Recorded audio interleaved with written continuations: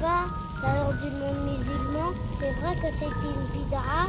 Et qu'après cela, Inch'Allah, tu feras connaissance avec tes frères et sœurs.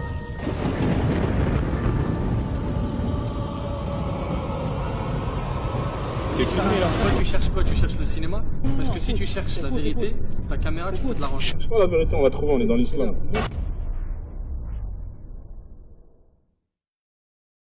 Mercy and blessings from above descend ceaselessly on Medina.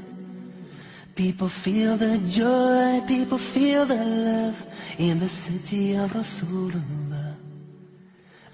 Peace be upon Rasulullah, peace be upon Habiballah, peace be upon Muhammad, peace be upon Shafi'ullah, peace be upon Khair Khalqillah, peace be upon Muhammad, last of the Anbiya. أعوذ بالله من الشيطان الرجيم بسم الله الرحمن الرحيم الحمد لله رب العالمين والصلاة والسلام على سيدنا محمد وعلى آله وصحبه وسلم. Assalamu alaikum mes frères et sœurs en islam. Après vous avoir exposé cette petite vidéo qui n'était qu'un mini-montage, un teaser, dont l'objectif était de vous annoncer la sortie d'une autre vidéo montrant la version intégrale de l'échange que j'ai eu avec Nader Abou Anas. Je vous annonce que cette vidéo est fin prête. Sachez que l'objectif principal de celle-ci n'est autre que le dévoilement de cet individu sur la thématique suivante, à savoir la commémoration de la naissance du messager de Allah, alayhi salatu wassalam. Je m'attacherai donc à mettre en évidence les contradictions, les mensonges, ainsi que la malhonnêteté et les manipulations de ce personnage au regard de ce sujet. Pourquoi cette vidéo ? Tout simplement parce que j'ai tenu à faire cette vidéo sur cette thématique précise, car il s'agit du premier sujet sur lequel j'ai entendu les dires de Nader Abou Anas et qui s'avère être infondé. Or, en s'appuyant sur diverses sources, dont le Coran honoré, ainsi que le hadith et autres paroles de savants, on en comprend que le Mawlid est au nombre des bonnes innovations et dont la célébration n'est pas interdite. Information utile pour celui ou celle qui ne sait pas qu'est-ce que le Mawlid. On entend par l'appellation Mawlid la commémoration de la naissance de notre bien-aimé prophète sallallahu alayhi wa sallam. Bien évidemment, il ne s'agit pas ici de faire un anniversaire, mais plutôt de manifester notre amour pour lui et remercier Dieu de ce grand bienfait qu'il nous a accordé en nous envoyant cet homme d'une grande bonté et étant doté d'un excellent comportement, en d'autres termes, un modèle pour les gens. Cette bonne tradition fut instaurée par un roi éminent, aimant la religion et d'une grande générosité du nom de Al-Muzaffar, roi de Erbil, et ce fut au 7e siècle de l'Hégire. Que font les musulmans en ce jour? En ce jour, les musulmans se réunissent dans la joie, dans la bonne humeur. Il y a de la récitation du Coran, il y a des chants religieux, des récits sont contés au sujet du prophète Muhammad sallallahu alayhi wa sallam, et notamment parmi les choses étonnantes qui se sont produites lors de sa naissance. De la nourriture et des boissons sont distribuées également aux gens. Et pour finir, cette célébration a lieu dans de nombreux pays à travers le monde, et ce chaque année et depuis plusieurs siècles. Par ailleurs, je tiens à préciser que cet homme, Nader Abou Anas, n'est en réalité qu'un porte-parole et un instrument de l'unique pensée idéologique diffusée par la secte wahhabite prétendue salafi. Rappelons que celle-ci est apparue il y a environ 2 siècles et demi et dont le fondateur est Muhammad ibn Abdel Wahhab. Or, les savants de son époque ont tous mis en garde contre lui sans exception, y compris 2 personnes de sa famille qui étaient son père et son frère, qui étaient 2 savants de l'école hanbalite. Parmi les leaders contemporains de la secte wahhabite prétendue salafi, qui sont aussi les références de Nader Abou Anas et porteurs de ce message de l'interdiction du Mawlid à notre époque, tels que ce groupuscule faisant partie aussi de la secte wahhabite, comportant des noms des hommes connus chez eux comme Al-Albani, Uthaymin, Ibn Baz, Abdul Aziz Al-Sheikh, Fawzan et autres wahhabites. De plus, cette vidéo je l'ai faite au nom d'un simple musulman qui prétend suivre et défendre le Coran, c'est-à-dire la parole de Allah, la Sunnah, la tradition prophétique et le consensus des savants musulmans. Concernant ce projet de vidéo, je tiens à préciser que je ne suis sous la coupe d'aucune élite, ni sous la direction d'organisations, ni même d'associations musulmanes et autres. Cette vidéo a été réalisée dans l'optique de se conformer à la parole de Allah tabaraka wa ta'ala qui a dit dans sourate Ali Imran, ayah 110 كنتم خير أمة أخرجت للناس تأمرون بالمعروف وتنهون عن المنكر وتؤمنون بالله. Ce qui a pour sens, vous êtes la meilleure des communautés qui est apparue pour les gens, vous ordonnez le bien, vous interdisez le mal et vous croyez en Allah. De même, cette vidéo a été faite dans l'optique aussi de se conformer à la parole du messager de Allah sallallahu alayhi wa sallam qui a dit dans un hadith rapporté par Al-Hakim: si tu vois ma communauté avoir peur de l'injuste, de lui dire qu'il est injuste, alors c'en est fini d'eux. Il y a une confirmation à partir de ce verset du Coran et de ce hadith honoré, la confirmation qu'il est un devoir pour chaque musulman d'ordonner le bien en propageant aux gens ce qui leur est utile et en mettant en garde contre les dangers qui peuvent nuire à la communauté. Ce projet de vidéo s'articulera autour de deux principaux axes. Une première partie dans laquelle il vous sera exposé le refus clair de ce personnage quant au débat filmé. Et dans une seconde partie, il sera mis à votre disposition une conversation s'étant tenue entre Nader Abou Anas et une sœur concernant ce sujet, et ce que vous allez entendre est très révélateur comme diraient certains. Comment ai-je rencontré Nader Abou Anas? Je l'ai rencontré pour la première fois il y a environ 2 ans à Paris dans le 19e. Je connaissais ses influences et je savais que l'un des sujets sur lequel il revenait souvent était la question autour de la célébration du Mawlid. C'est pourquoi, ayant entendu plusieurs informations erronées de la part de Nader Abou Anas sur ce sujet, j'ai souhaité l'aborder par ma modeste personne afin de lui apporter certaines preuves et de ce fait lui démontrer que le Mawlid est une bonne innovation, une bonne tradition, comme l'ont expliqué les plus grands savants musulmans, parus il y a des siècles, tels que l'imam le Hafiz Ibn Hajar al-Asqalani, l'imam al-Suyuti, l'imam al-Sakhawi, l'imam al-Rumari et d'autres parmi les savants musulmans. Lors de notre premier échange, et après lui avoir exposé plusieurs preuves, je lui ai cité une parole provenant de l'une de ses références phares et qui s'avère être la référence de wahhabite prétendu salafi de nos jours et qui est Ibn Taymiyyah. Il faut savoir que ce Ibn Taymiyyah est leur plus ancienne référence, certains diront leur maître penseur, dans l'ouvrage de ce dernier intitulé Iqtida as-Sirat al-Mustaqim. Figure beaucoup de propos élogieux sur la célébration du Mawlid, voire même son affirmation des récompenses que peut apporter cette fête. Par la suite, et après lui avoir cité des paroles en question, Nader Abou Anas n'a pas voulu me croire. Je décidai donc de lui demander son numéro de téléphone afin de le rencontrer à nouveau le lendemain, lui apportant le livre en question. Je me suis heurté à un refus de sa part, mais il me donna l'adresse de son site durus.net pour que je lui cite le passage en question. L'ayant fait, il vira sur un autre sujet, une autre thématique, celle de la croyance en Dieu, en m'envoyant un long mail en arabe comportant de nombreuses paroles d'égarement, de mécréance, et en ne reflétant que l'idéologie de la secte wahhabite prétendue salafi. En ayant prétendu que Dieu serait assis sur le trône, et qu'il fera soi-disant asseoir son prophète à ses côtés, et en attribuant les jambes à Dieu et les caractéristiques des créatures. Mais ceci fera, incha'Allah, l'objet d'une autre vidéo. Je lui ai envoyé par la suite une longue réplique via mail sur le sujet de la croyance et l'invita à me répondre de nouveau au sujet des dires de Ibn Taymiyyah sur le caractère licite du Mawlid, qui était notre thématique de base. Celui-ci n'a plus répondu et ne reconnut donc pas l'authenticité des propos tenus par Ibn Taymiyyah. Quelques mois plus tard, je décidai donc, muni du livre de sa référence, de me rendre à la salle de prière du Bourget où il se trouve habituellement. Je vous laisse donc découvrir en intégralité ma visite et nous apporterons plusieurs commentaires utiles en aidant à l'éclaircissement de notre sujet. Nous allons commencer le commentaire de la vidéo à compter de ce moment. Donc, Nader Abou Anas vient d'achever son cours et son caméraman range à son tour son matériel. Comme vous pouvez le remarquer, nous nous sommes rapprochés petit à petit de lui dans le but qu'il accepte un échange, durant lequel je comptais lui montrer le livre de sa référence Ibn Taymiyyah.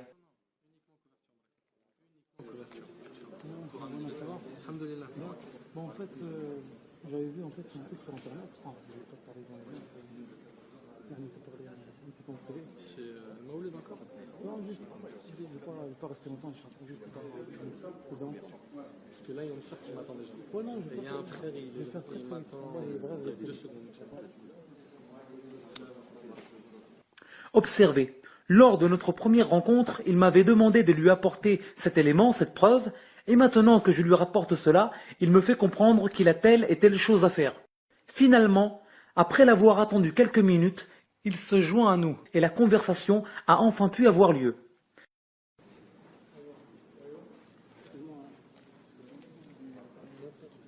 Moi, c'est juste qu'on m'attend énormément. Vas-y, je t'écoute. Moi, t'as vu, je t'avais demandé en débat, je me souviens. Je suis venu vers toi. Et nous, on fait toujours preuve de bon comportement, tu vois. Toujours preuve de bon comportement. Moi, je t'avais demandé en débat.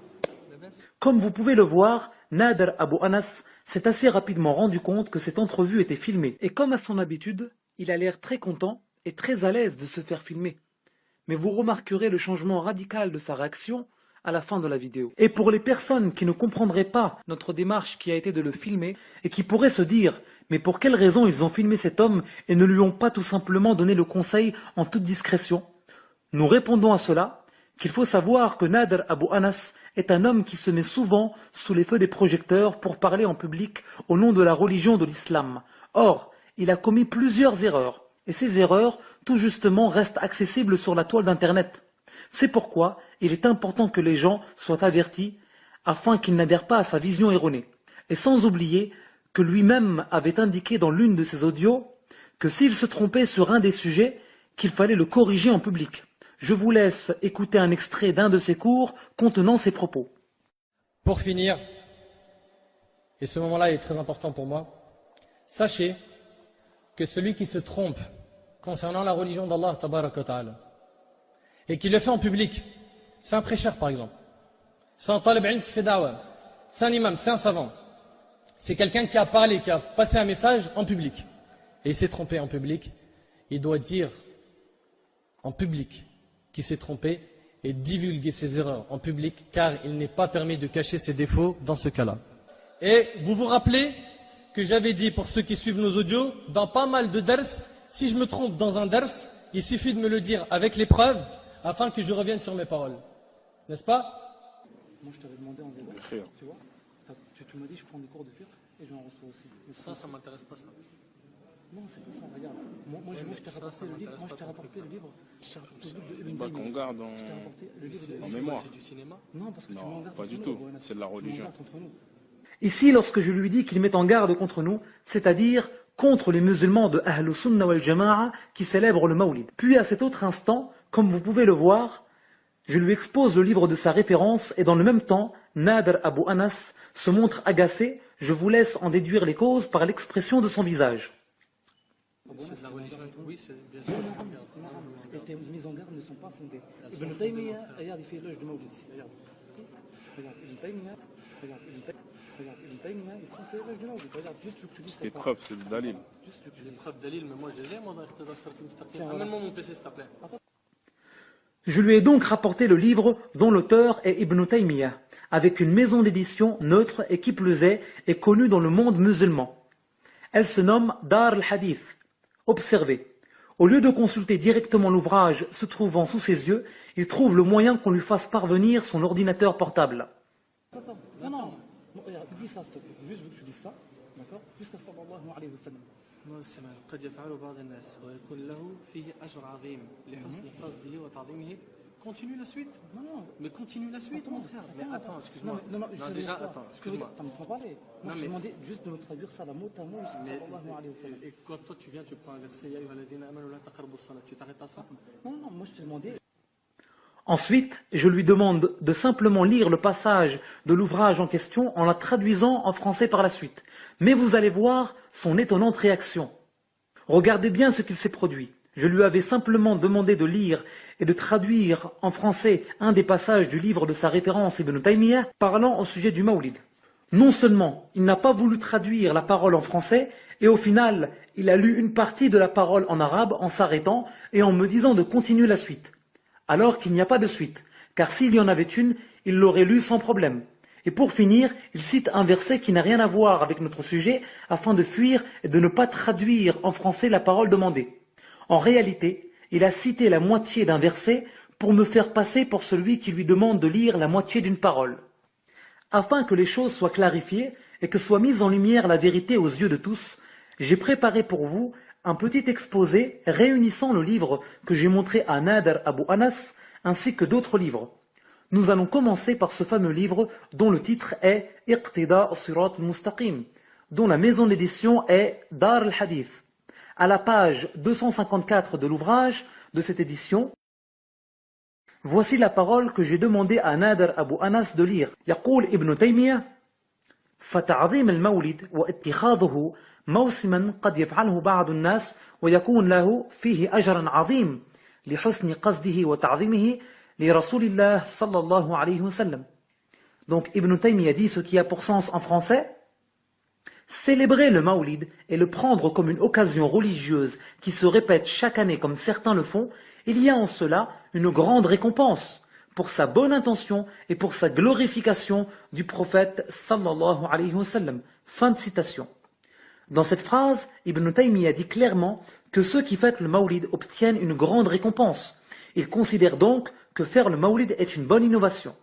Cette parole est donc bien entière, claire comme de l'eau de roche, et elle n'est pas suivie d'une parole qui irait dans le sens contraire de ce que l'on vient de citer. Je vous invite donc à poursuivre la lecture de cette page, vous vous rendrez compte par vous-même qu'il n'y a à aucun moment un élément ou une parole qui viendrait dans le sens contraire de ce que Ibn Taymiyyah dit ici. Vu le caractère élogieux de cette parole, vous comprenez mieux maintenant pourquoi Nader Abu Anas n'a pas traduit en français cette parole.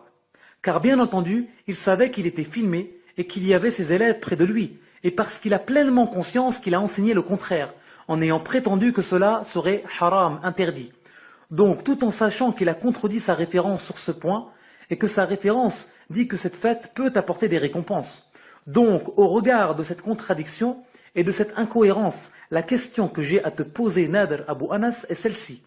Où aurais-tu vu que dans un acte qui serait interdit, haram, il y aurait des récompenses?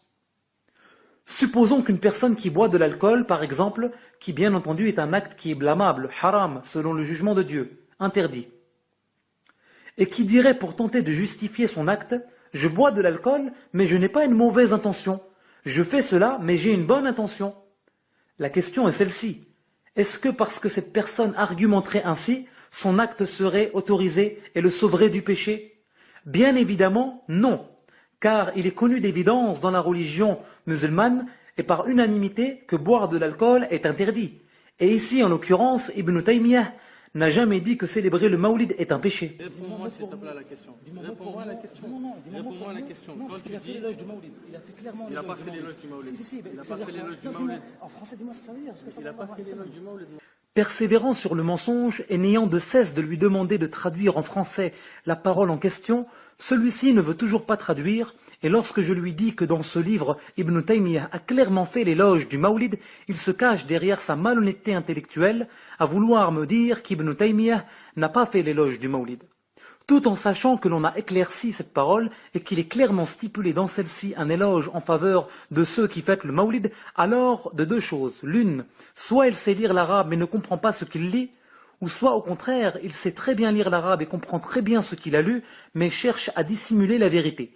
Et dans ce cas-là, on appelle cela de la malhonnêteté intellectuelle et de la tromperie.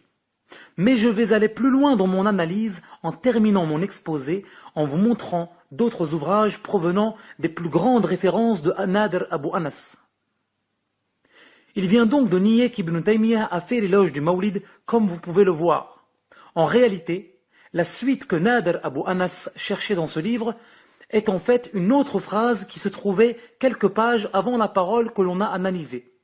Donc, ce qui prouve bien qu'il ne connaît pas la disposition du livre de sa propre référence. Et il se trouve que dans ce même ouvrage, on y trouve la deuxième parole que Nader Abu Anas a voulu se servir pour vouloir soi-disant me contredire, comportant encore une éloge en faveur de ceux qui fêtent le Mawlid, dans lequel Ibn Taymiyyah dit: وكذلك ما يحدثه بعض الناس إما مضاهاة للنصارى في ميلاد عيسى عليه السلام وإما محبة للنبي صلى الله عليه وسلم وتعظيما له والله قد يثيبهم على هذه المحبة والاجتهاد ولا على البدع.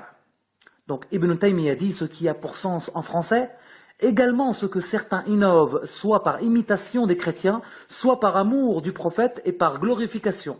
Il se peut que Allah les rétribue en bien pour cet amour et pour cet effort de déduction, et non pas sur les innovations. Fin de citation. Donc, que peut-on déduire de cette parole ici? Il n'est écrit nulle part dans cette parole qu'Ibn Taymiyyah aurait dit que le Mawlid serait une mauvaise innovation ou alors que cela serait interdit. Haram, bien au contraire, il dit très clairement qu'il se peut que Dieu, en parlant de ceux qui fêtent le Mawlid, les récompensera pour cet amour et cet effort de déduction.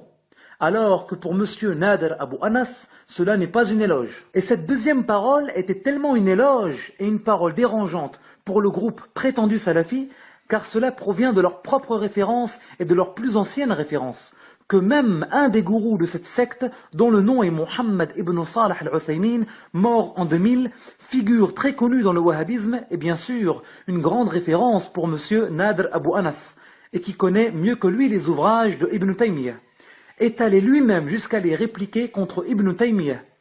Alors n'oublions pas que pour monsieur Uthaymin et Nader Abu Anas, considère que Ibn Taymiyyah serait soi-disant le cheikh de l'islam. Toujours dans le même livre intitulé Iqtida as-Sirat al-Mustaqim, cette fois-ci d'une autre édition et contenant les commentaires de Uthaymin. Voyez comment Mohammed ibn Salah al-Uthaymin ici contredit Ibn Taymiyyah en note de bas de page. Donc Uthaymin a dit كيف يكون لهم ثواب على هذا وهم مخالفون لهدي رسول الله صلى الله عليه وسلم ولهدي أصحابه. Ce qui a pour sens en français, comment aurait-il une récompense en cela alors qu'il contredit la guidée du messager de Allah et celle de ses compagnons? Fin de citation. Ici on voit clairement que Al-Uthaymin est en totale opposition avec les dires de Ibn Taymiyyah qui lui dit que cette fête apporte des récompenses. Et contrairement à toi, Nader Abu Anas, Uthaymin ne s'est pas caché de cette opposition dans les commentaires du livre exposé et diffusé publiquement. Mais je vais t'ajouter un autre élément, Nader Abu Anas, qui te laissera sans voix et qui va clairement renverser ta position. Après vous avoir exposé que Mohammed ibn Salah al-Uthaymin a clairement contredit en note de bas de page dans le livre Iqtida as-Sirat al-Mustaqim concernant la deuxième parole élogieuse du Mawlid, cette parole, Uthaymin ne l'a tellement pas digérée qu'il est parti jusqu'à la falsifier, et là je vous demande à présent d'être particulièrement concentré. À présent nous allons commencer par un petit rappel de la deuxième parole dans le livre Iqtida as-Sirat al-Mustaqim où Ibn Taymiyyah fait encore une fois l'éloge du Mawlid. Donc voyez ce qu'il dit. وكذلك ما يحدثه بعض الناس إما مضاهاة للنصارى في ميلاد عيسى عليه السلام وإما محبة للنبي صلى الله عليه وسلم وتعظيما له والله قد يثيبهم على هذه المحبة والاجتهاد لا على البدع. Donc Ibn Taymiyyah dit très clairement, et rappelez-vous de cette parole, il dit également ce que certains innovent, soit par imitation des chrétiens pour la naissance de Isa, alayhi salam, soit par amour pour le prophète et par glorification. Il se peut que Allah les rétribue dans cet amour et dans cet effort de déduction, et non pas sur les innovations. Fin de citation. Maintenant, pour comprendre où se trouve la falsification dont Uthaymin est coupable, cela est très simple, saute aux yeux et vous étonnera sûrement. Voici un scan de son livre s'intitulant dans lequel il cite cette deuxième parole qui comporte un éloge en faveur de ceux qui célèbrent le Mawlid. Mais voilà comment celui-ci la cite contrairement à Ibn Taymiyyah. Vous allez voir comment il va tronquer cette parole.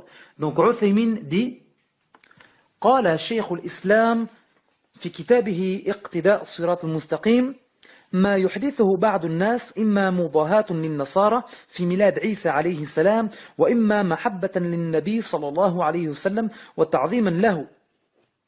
Donc Uthaymin ici dit, le cheikh de l'islam Ibn Taymiyyah dans son livre Iqtida as-Sirat al-Mustaqim dit également ce que certains innovent soit par imitation des chrétiens pour la naissance de Isa, que Allah l'agrée, soit par amour pour le prophète et par glorification. Fin de citation. Mais quelle est donc cette parole que Uthaymin s'est bien gardé de citer? Eh bien nous allons voir qu'est-ce qu'il a enlevé.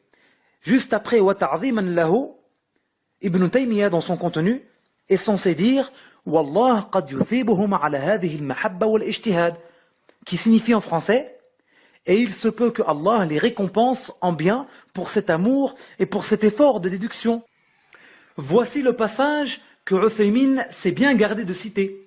En continuant le paragraphe en toute décontraction, Il s'est donc gardé de mentionner la parole où Ibn Taymiyyah explique qu'il se peut que Dieu rétribue en bien dans cet amour pour le prophète et cet effort de déduction ceux qui fêtent le Mawlid. Voici donc la réalité de la secte wahhabite prétendue salafi qui revient à falsifier les dires de leurs références en leur attribuant ce qu'ils n'ont pas dit et tout en essayant d'introduire le doute dans le cœur de leurs adeptes aveuglés.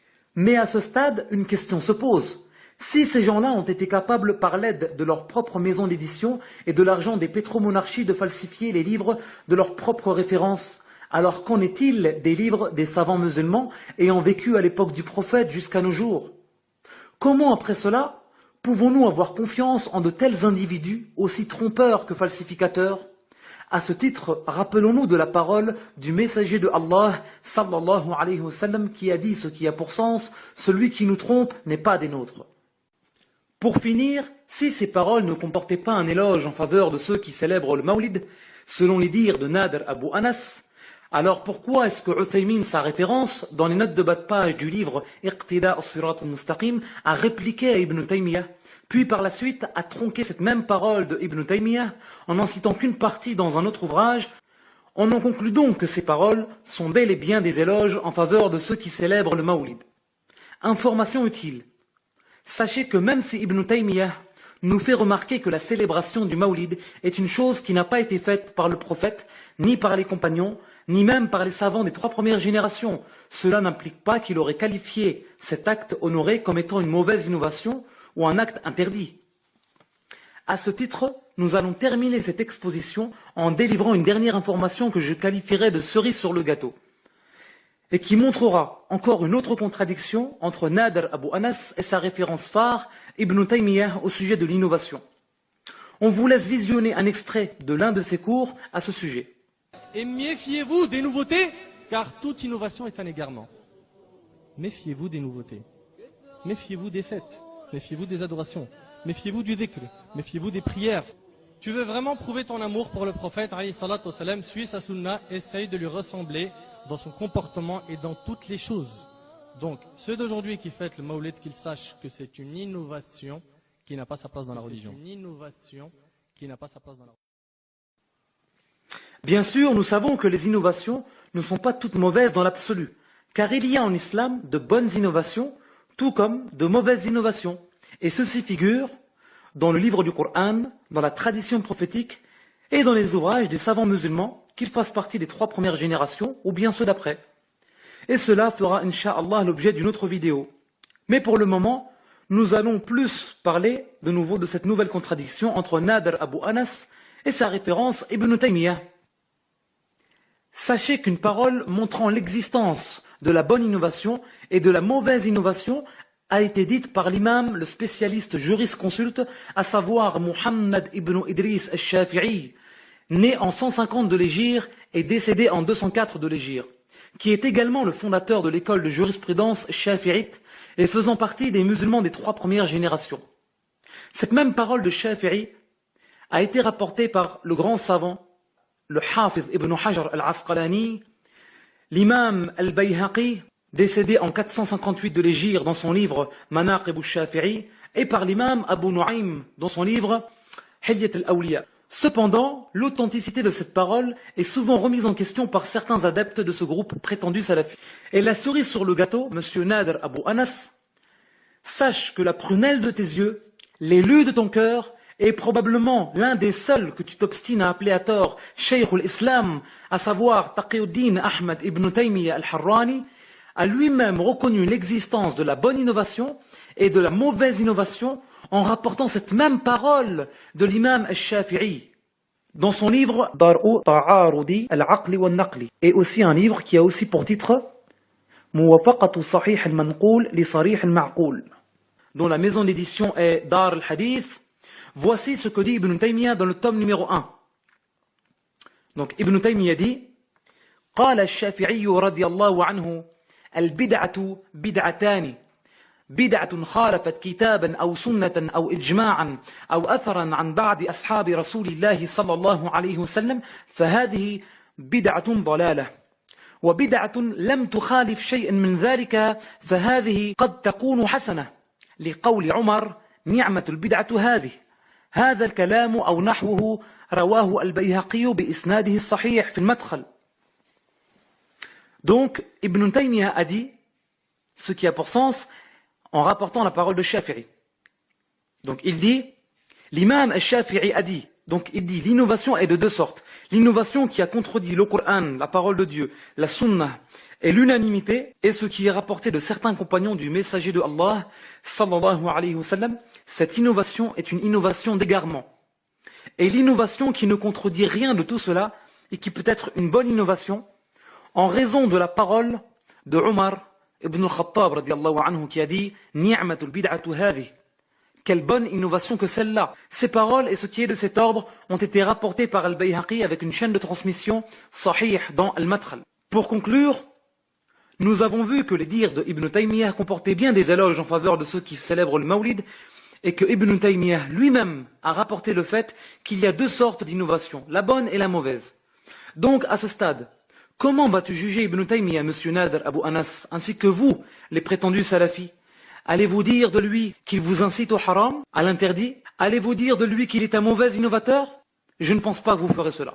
Donc, nous allons continuer la vidéo. On peut lire en entier ou pas? Déjà, si tu filmes, je parle pas. Si tu filmes, je parle pas.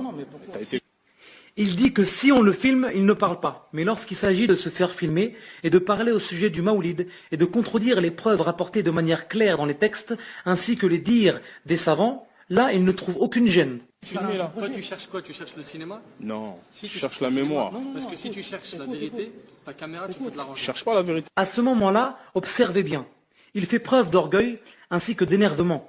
Il nous demande si notre but est de faire du spectacle, car selon lui, si on recherche réellement la vérité, la caméra n'a alors pas sa place ici.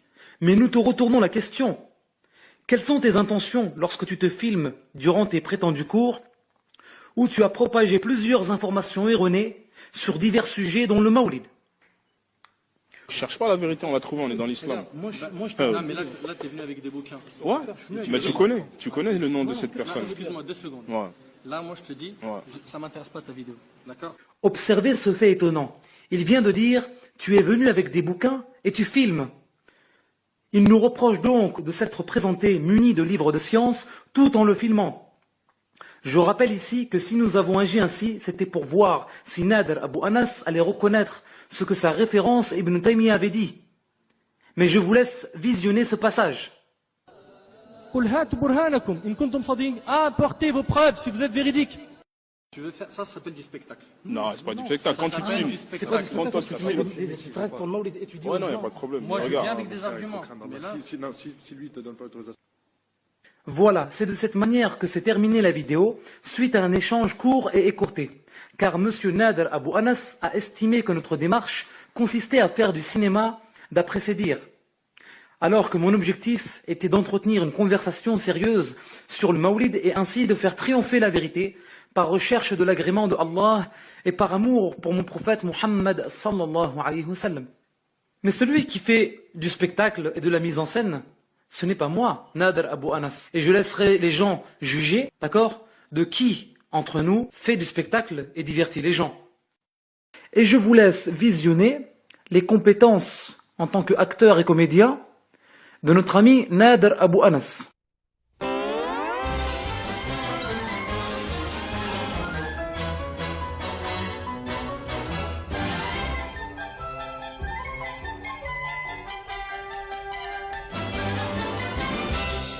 Pas encore. Oh, mariage, photo, j'ai rencontré une meuf. Oh, là, ça fait du lourd, ça. Au Maroc, j'étais parti à Gadir, photo, hôtel 5 étoiles, tout compris. Tu sais, je l'ai rencontré où? Sous l'eau, mon gars, sous l'eau. Si c'est pas du mektoub, ça, là. Ah ouais, photo, sous l'eau, mon gars. J'ai juste attendu qu'elle remonte, je lui ai dit, t'es trop fraîche, frère.